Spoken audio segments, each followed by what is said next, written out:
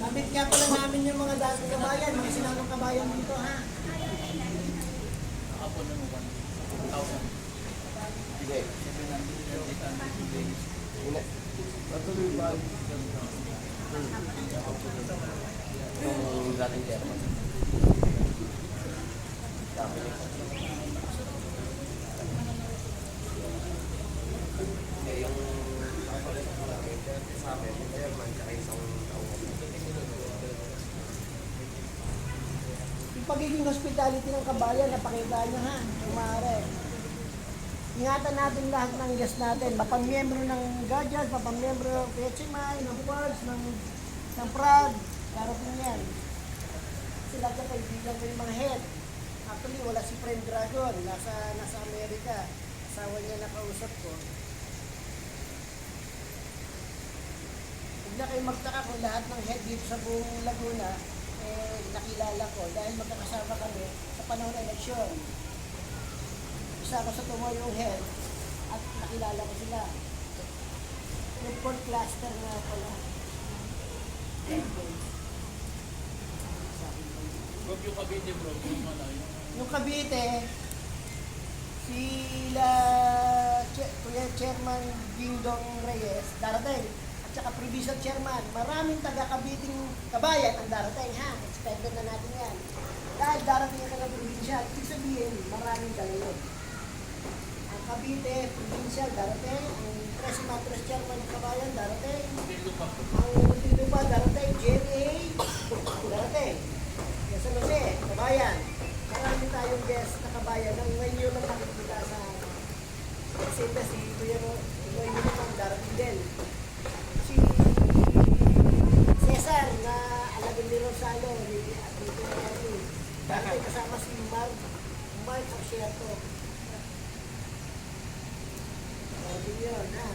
Si David darating.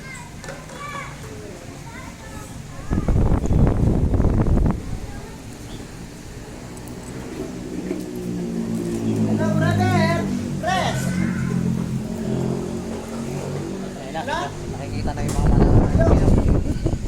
Ano oras ka papunta mamaya para matigil yung letter mo? Sa Sunday na to. 7, okay. Dito kami nagbibigay kami ng kabayan, ha? 7, tama-tama. Sinumunti ko namin sa may, alam mo yung Bird Street? Sa may Robinson? Oo, di ba? Pag ano mo ng galing ng labasan, pagbaba mo ng Ribes, nasa kaliwa kami.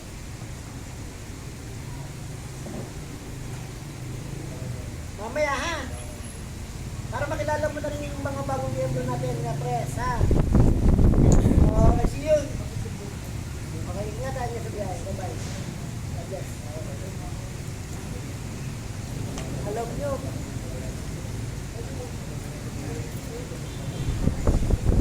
Okay.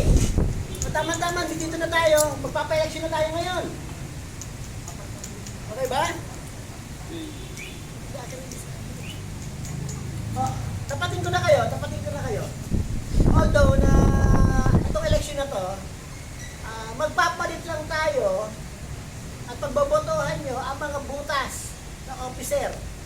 Yung mga officer na dati na hindi na nag-a-active, kailangan pag naging officer kayo mangunguna sa mga activities natin, ha?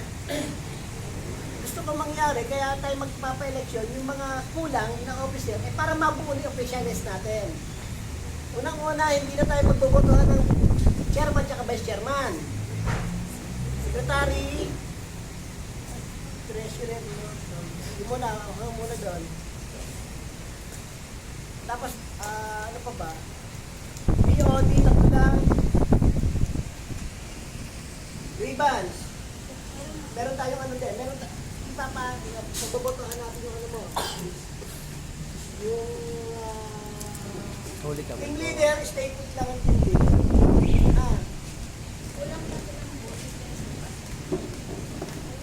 O si Roy Moses. Team leader ka ng pagkitatuhan. Magkano tayo doon?